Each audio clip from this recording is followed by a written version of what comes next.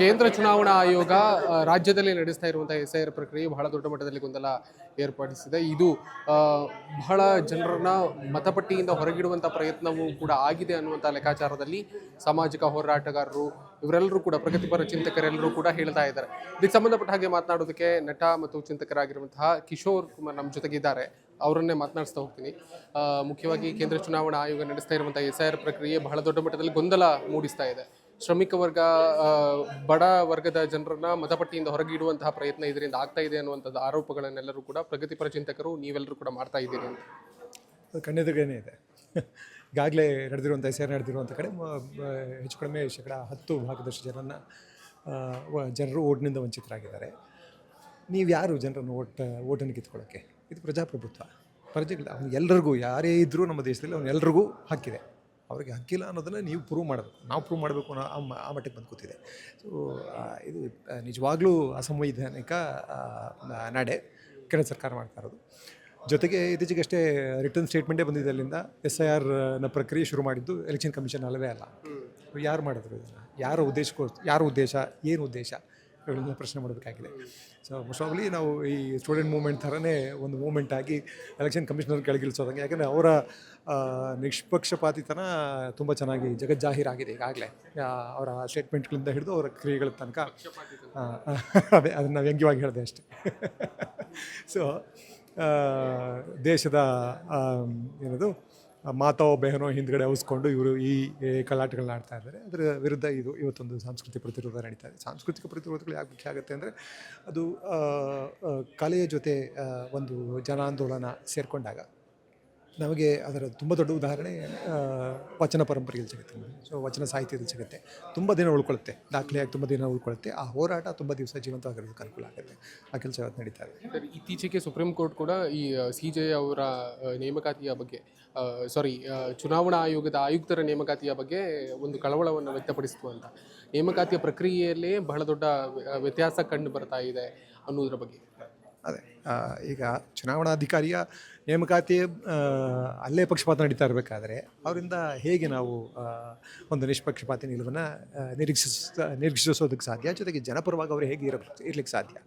ಇಬ್ಬರು ಆಡಳಿತ ಪಕ್ಷದ ಪೊಲಿಟಿಷಿಯನ್ಸು, ಒಬ್ಬ ವಿರೋಧ ಪಕ್ಷದ ನಾಯಕ, ಒಬ್ಬ ಪ್ರಧಾನಿ, ಒಬ್ಬ ವಿಪಕ್ಷದ ನಾಯಕ, ಈ ಥರ ಇರಬೇಕಾದ್ರೆ 2 ಓಟ್ ಅವ್ರ ಕಡೆ ಇರಬೇಕಾದ್ರೆ ಅದು ಅರ್ಜೆಂಟಲ್ಲಿ ಒಂದು ರೂಲ್ ತಂದು ಚೀಫ್ ಜಸ್ಟಿಸ್ ಆಫ್ ಇಂಡಿಯಾ ಇದ್ದದನ್ನು ಅವ್ರನ್ನ ಕಿತ್ತಾಕಿ ಅವರದ್ದೇ ಒಬ್ಬ ಕ್ಯಾಬಿನೆಟ್ ಸಚಿವನನ್ನು ಸೇರಿಸ್ಕೊಳ್ಳೋದು ತುಂಬ ಕ್ಲಿಯರಾಗಿ ಕಣ್ಣೆದುರುಗಡೆ ಕಾಣಿಸುತ್ತೆ. ಭ್ರಷ್ಟಾಚಾರ ಕಣ್ಣೆದುರುಗಡೆ ನಡೀತಾ ಇದಕ್ಕೆ ಇನ್ನೇನು ಅಂಗೈ ಹುಣ್ಣಕ್ಕೆ ಕರಡಿಬೇಕಾ? ಇನ್ನೇನು ನಾವು ಹೇಳೋಂಗೇ ಇಲ್ಲ.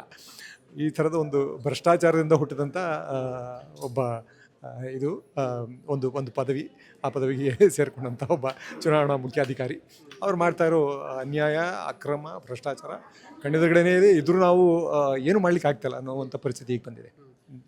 ಕಾಲಕ್ಕೆ SIR ನಡಿಬೇಕಾಗಿರೋದು ಒಂದು ಚುನಾವಣಾ ಜವಾಬ್ದಾರಿ ಕೂಡ ಹೌದು, ಚುನಾವಣಾ ಆಯೋಗದ ಜವಾಬ್ದಾರಿ ಕೂಡ ಹೌದು. ಬಟ್ ಕಾಲಕ್ಕೆ ಮತದಾರರ ಸಂಖ್ಯೆ ಕೂಡ ಹೆಚ್ಚಳ ಆಗ್ತಾ ಇದೆ. ಈ SIR ಪ್ರಕ್ರಿಯೆಯಿಂದ ಮತದಾರರ ಸಂಖ್ಯೆ ಕಡಿಮೆ ಆಗ್ತಾ ಇದೆ ಹೊರತು ಹೊಸ ಮತದಾರರ ಪಟ್ಟಿ ಸೇರುವಂತಹ ಈ ಎರಡು ಒಂಥರ ವೈರುಧ್ಯಗಳು ಈ SIR ಪ್ರಕ್ರಿಯೆಗಳ ಬಗ್ಗೆ ದೊಡ್ಡ ಅನುಮಾನ ಹುಟ್ಟಿಸ್ತಾ ಇದೆ ಅಂತ. ಹೌದು, ನೀವು ಹೇಳಿದ ಕರೆಕ್ಟೇನೆ. ಅದಾಗಬೇಕು, ಆ್ಯಕ್ಚುಲಾಗಿ ನಿಜ ಕ್ಲೀನ್ ಆಗಬೇಕು. ಮತದಾರ ಪಟ್ಟಿ ಪರಿಷ್ಕರಣೆ ಆಗ್ತಾ ಇರಬೇಕು. ಆಗಾಗ್ಗೆ ಅದರಲ್ಲಿ ಸತ್ತವೇ ಹೆಸರುಗಳು ಸೇರ್ಕೊಂಡಿರ್ತದೆ, ಅದರ ದುರುಪಯೋಗ ಆಗ್ಲಿಕ್ಕೆ ಸಾಧ್ಯ ಇರ್ತದೆ. ಜಾಗ ಬಿಟ್ಟು ಹೋದವರು, ಮಲ್ಟಿಪಲ್ ಡುಪ್ಲಿಕೇಟ್ ಎಂಟ್ರೀಸು, ಈ ಥರದ್ದೆಲ್ಲವೂ ಇರ್ತವೆ. ಆ ಥರದ ಸಮಸ್ಯೆಗಳನ್ನ ಬಗೆಹರಿಸಬೇಕು. ಆದರೆ ಈ ಥರದ ಒಂದು ಚುನಾವಣಾ ಆಯೋಗ, ಈ ಥರದ ಒಂದು ಮುಖ್ಯ ಚುನಾವಣಾಧಿಕಾರಿ ಯಾವ ರೀತಿ ಅದನ್ನು ನ್ಯಾಯಯುತವಾಗಿ ಮಾಡಬಲ್ಲ, ಪಾರದರ್ಶಕವಾಗಿ ಮಾಡಬಲ್ಲ? ಪಾರದರ್ಶಕತೆ ಅಂತೂ ಇಲ್ಲವೇ ಇಲ್ಲ ಬಿಡಿ. CCTV ಅಂತ ಕೇಳಿದ್ರೆ CCTV ರೂಲ್ಸ್ನ ಚೇಂಜ್ ಮಾಡಿಬಿಡ್ತಾರೆ. ಸೊ ಆ ಥರದವ್ರು ಇರೋ ಕಡೆ ಕಷ್ಟ. ಈ SIR ಪ್ರಕ್ರಿಯೆ ವಿರುದ್ಧ ಗೊಂದಲ ಮೂಡಿದಂಥ ಸಂದರ್ಭದಲ್ಲಿ ಈ ಸಾಂಸ್ಕೃತಿಕ ಪ್ರತಿರೋಧ ಬೇಕು. ಹೌದು, ಸಾಂಸ್ಕೃತಿಕ ಪ್ರತಿರೋಧ ಒಂದೇ ಸಾಕಾ? ಇಲ್ಲ, ಎಲ್ಲ ಥರದ ಪ್ರತಿರೋಧನೂ ಆಗ್ತಾ ಇದೆ. ಸಿವಿಲ್ ಸೊಸೈಟೀಸ್ ನಿನ್ನೆ ಮೊನ್ನೇನು ಸಿವಿಲ್ ಸೊಸೈಟೀಸ್ನವರೆಲ್ಲ ಹೋಗಿ DK ಶಿವಕುಮಾರ್ ಅವ್ರನ್ನ ಕಂಡರು. ಎಲ್ಲ ಕಡೆಯಲ್ಲೂ ಇದರಲ್ಲೂ ರಾಜಕೀಯ ಪಕ್ಷಗಳು, ಪ್ರತಿಪಕ್ಷಗಳು ಎಲ್ಲವನ್ನೂ ಮಾಡ್ತಾರೆ. ಈಗ ರಾಹುಲ್ ಗಾಂಧಿ ಅವರು ವಿರೋಧ ಪಕ್ಷದ ನಾಯಕನಾಗಿ ಒಂದು ಪ್ರೆಸ್ ಮೀಟ್ ಮಾಡಿ ಇಷ್ಟು ಓಟ್ಗಳತನ ಆಗ್ತದೆ ಅಂತ ಚುನಾವಣಾ ಆಯೋಗದ ಡಾಕ್ಯುಮೆಂಟ್ಗಳನ್ನೇ ತೋರಿಸಿದಾಗ ಕೂಡ ಅದನ್ನು ಕ್ಲಾರಿಫೈ ಮಾಡಿದೆ. ಚುನಾವಣಾ ಆಯೋಗ ಏನು ಮಾಡ್ತು, ಒಂದು ಅಫಿಡವಿಟ್ ಕೊಡಿ, ಹೀಗೆ ಹೌಸ್ಕೊಳ್ಳೋದು. ಈ ಥರದವರ ಜೊತೆ ಯಾವುದೇ ಹೋರಾಟ ಮಾಡಿದ್ರು ಇವರು ಬಗ್ಗು ಹಾಕೋಣಲ್ಲ. ಈ ಸರ್ಕಾರವೇ ಆಗಿದೆ, ಮೊಂಡ ಸರ್ಕಾರ.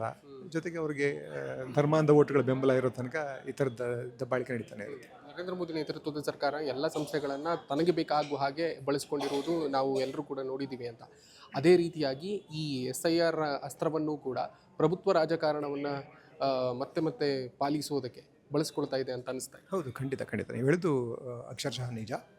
ಇನ್ನೇನು ಉದ್ದೇಶ ಅಲ್ಲ, ಅಧಿಕಾರ ಹಿಡಿದಿಟ್ಕೊಳ್ಳೋಕ್ಕೆ, ಆದಷ್ಟು ದಿನ ಅಧಿಕಾರ ಹಿಡಿದಿಟ್ಕೊಳ್ಳೋಕ್ಕೆ ಒಂದೊಂದಾಗಿ ಮಾಡ್ತಾ ಬರ್ತಾ ಇದ್ದಾರೆ. ಮೊದಲು ಅದು ಮಾಡಿದ್ರು, ಎಲೆಕ್ಷನ್ ನಡೆಸೋದ್ರಲ್ಲೇ ಬೇಕಾದಷ್ಟು ಮಾಲ್ಪ್ರಾಕ್ಟೀಸಸ್ ಇದ್ವು, ಅಲ್ಲಿ ಓಟ್ಗಳು ಹೆಚ್ಚಳ ಆಗ್ತಾಯಿತ್ತು, ಕೊನೆ ಮೊಮೆಂಟಲ್ಲಿ ಜಾಸ್ತಿ ಆಗ್ತಾಯಿತ್ತು ಓಟ್ಗಳು, ಜೊತೆಗೆ ಕಳ್ಳು ಓಟ್ಗಳು, ಓಟ್ ಚೋರಿ ಇಂಥವೆಲ್ಲ ಬೇಕಾದಷ್ಟು ನಡೀತಾ ಇತ್ತು. ಅದಾದ ನಂತರ ಇದೊಂದು, ಇದಾದಮೇಲೆ ಇನ್ನೊಂದಲ್ಲಿ ಕಾಯ್ತಾ ಕೂತಿದೆ. ಆಗಲೇ ಜನಾಭಿಪ್ರಾಯನ ಧಿಕ್ಕರಿಸಿ MP ಗಳನ್ನು MLAಗಳನ್ನು ಕೊಂಡ್ಕೊಂಡು ದುಡ್ಡಿನ ಬಲದಿಂದ, ಜೊತೆಗೆ ಅಧಿಕಾರದ ಬಲದಿಂದ ಹೆದರಿಸಿ ಎಲ್ಲ ಮಾಡ್ಕೊಂಡು ಬೇಕಾದಷ್ಟು ಮಾಡಿಟ್ಟಿದ್ದಾರೆ ಆಗಲೇ.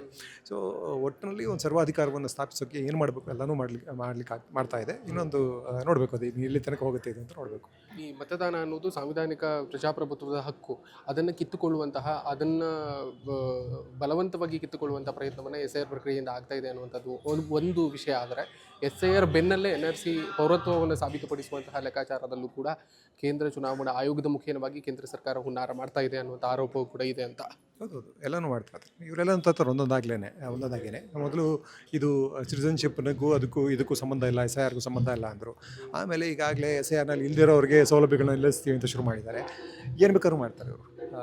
ಒಂಥರ ಅದು ಹೆಂಗೆ ಅಂದರೆ ಸರ್ವಾಧಿಕಾರಿಗೆ ಇವೇನು ಹೇಳೋಕ್ಕಾಗದೆ ಇಲ್ಲ, ಅವ್ರು ಮಾಡಿದ್ದೇ ಸರಿ ಅಂತ ಮಾಡ್ತಾ ಇರ್ತಾರೆ. ನಾವು ಸರ್ವಾಧಿಕಾರ ಕೊಟ್ಟಿದ್ದೀವಿ, ಅದನ್ನು ಕಿತ್ಕೊಳ್ಳೋ ಕಾಲ ಬಂದಿದೆ ಈಗ. Thank you. ಇದು ಕಿಶೋರ್ ಅವರ ಮಾತುಗಳು. ಕ್ಯಾಮರಾ ಪರ್ಸನ್ ನವೀನ್ ಲಂಕೆ ಜೊತೆ ಶ್ರೀರಾಜ್ ಉಕ್ವಾಡಿ, ಬೆಂಗಳೂರು.